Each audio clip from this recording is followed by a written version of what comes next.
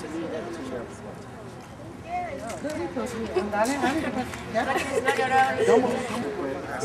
is the Air Force. Third is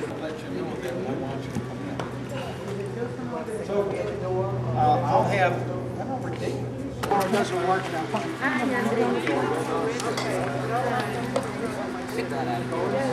Air Force.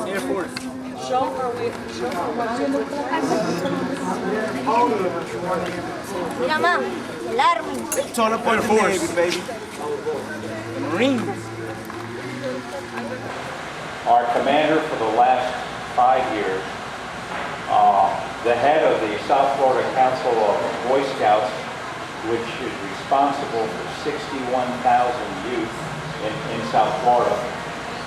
A real gentleman and a true leader, and I have to tell you, you wouldn't have the team without its leader. Phil Johnson, would you come up here, please? It is now my distinct honor to present the individual colors of our armed forces. The Boy Scouts of Troop 29 are delighted to present this well-earned salute to all of our citizens who answered our nation's call.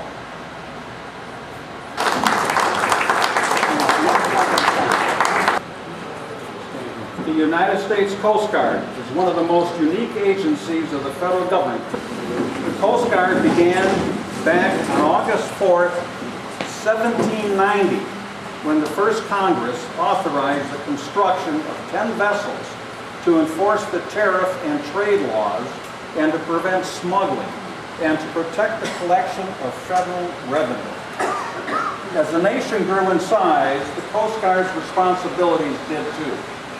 These responsibilities included humanitarian duties and law enforcement against slavery, piracy, and to prevent smuggling. In 1950, when the Revenue Cutter Service emerged with the life-saving service, the Coast Guard received their name. Finally, the nation had a service dedicated to saving life at sea and enforcing the maritime laws. The Coast Guard is one of the oldest federal government organizations along with the Navy. The Coast Guard has continued to protect our nation, serving in every one of the nation's conflicts in time of peace. The Coast Guard operates with the Department of Homeland Security, enforcing our laws at sea, protecting coastlines and ports, along with saving lives. In times of war, or on the direction of the President, the Coast Guard operates under the Navy. The Coast Guard colors have been presented by the future of America. All Coast Guard veterans that are here, please stand to receive our salute of appreciation.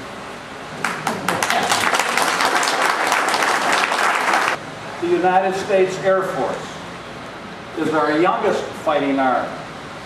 Though balloons were used as early as the Civil War to observe troop movements, it was not until 1907 that the Army created an aeronautical division in the office of the Chief Signal Officer. In 1947, the United States Air Force was created as a separate armed service. The primary purpose of the Air Force is to maintain sufficient strength to deter potential aggressors, to provide the country's air defense in case of wartime, and to support United States resolve worldwide. These were the people who conducted the World War I dogfights, the destruction of any aircraft over Europe and the Pacific Ocean area during World War II, and conducted sustained air operations in Korea, Vietnam, Afghanistan, and Iraq, just to name a few. The Air Force colors have been presented by the future of America. All Air Force veterans, please stand and receive our salute of appreciation. Postal color.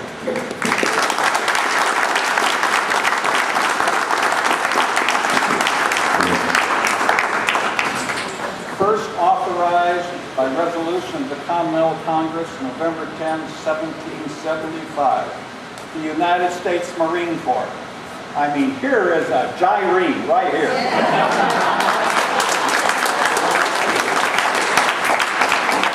The United States Marine Corps provided infantry aboard fighting ships of the Navy, and an act of Congress established the Marine Corps of today on July 11, 1798 as a separate service.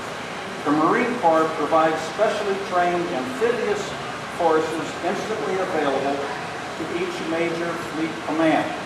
The gallantry of these men and women of the Marine Corps has shined brilliantly from the shores of Tripoli in the Mediterranean Sea to Europe during World War I, to intense combat on the islands, the rice paddies of Vietnam, the deserts of Southwest Asia, and most recently, operations in Afghanistan and Iraq.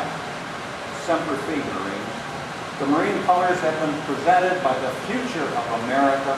All Marine veterans, please stand and receive our salute of appreciation.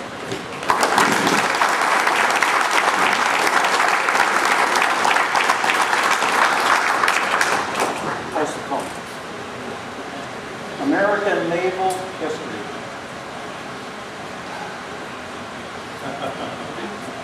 Began with the Revolutionary War.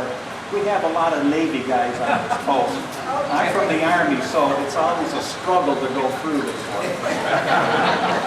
American naval history began with the Revolutionary War on October 13, 1775. The Continental Congress directed Silas Deane, John Adams, and John Langdon to fit out 2 warships. On March 24, 1794, Congress authorized the building of 6 frigates: the United States, the Constitution, the President, the Chesapeake, the Constellation, and the Congress. In peacetime, the Navy protects American citizens and property in all parts of the world. During war, the Navy, augmented by the United States Coast Guard, commands the seas, denying their use to enemies while opening them to ships of the United States and their allies. The bravery and courage of the men and women of the United States Navy has been demonstrated throughout our nation's history and exemplified in the icy battles of the North Atlantic Ocean, the fierce and intense combat of the Pacific theater, right on through the period of the Cold War and into the most recent actions in the Persian Gulf. The Navy colors have been presented by the future of America.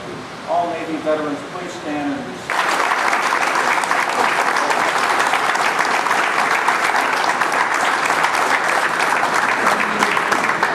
Now you know what I put up with.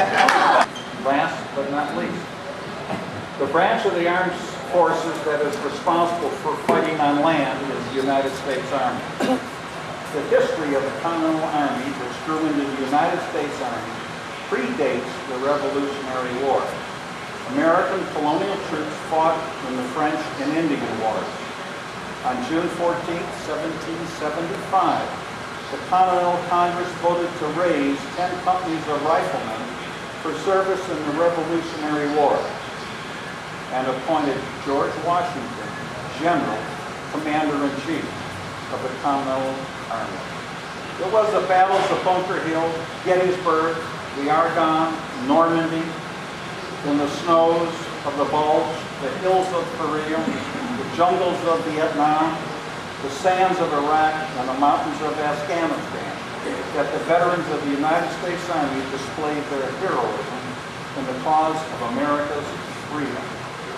The Army colors have been presented by the future of America. All Army veterans, please stand and receive our salute of appreciation.